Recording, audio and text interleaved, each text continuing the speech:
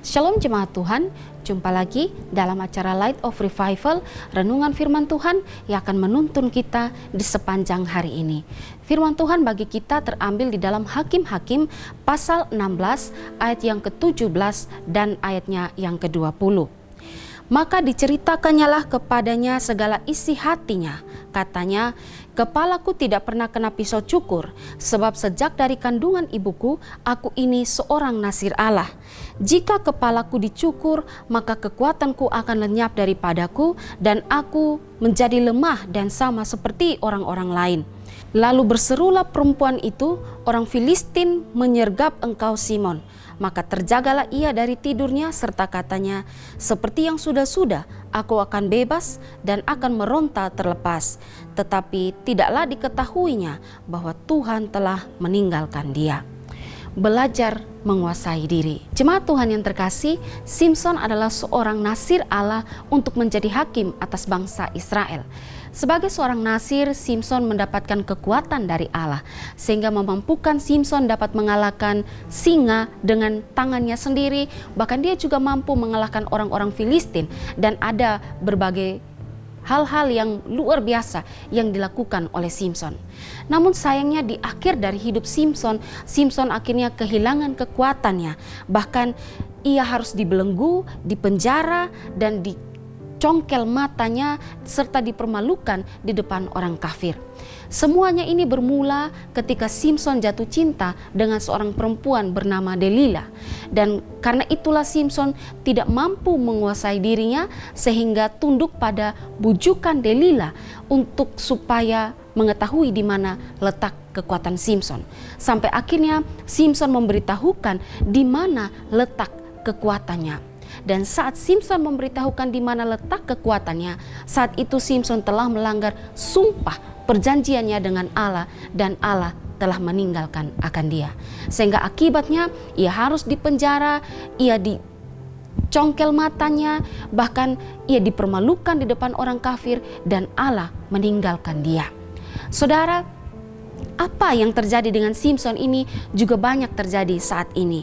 Karena ketidakmampuan kita dalam menguasai diri, mengontrol diri, mengendalikan hawa nafsu, sehingga ada banyak anak-anak Tuhan, orang percaya, jemaat Tuhan, majelis, pendeta, aktivis gereja juga yang jatuh dalam dosa-dosa yang sama seperti yang dilakukan oleh Simson.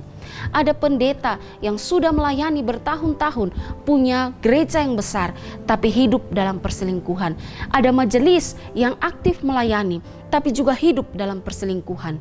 Ada orang percaya, ada majelis, ada pendeta yang aktif melayani, tapi melakukan tindakan-tindakan korupsi.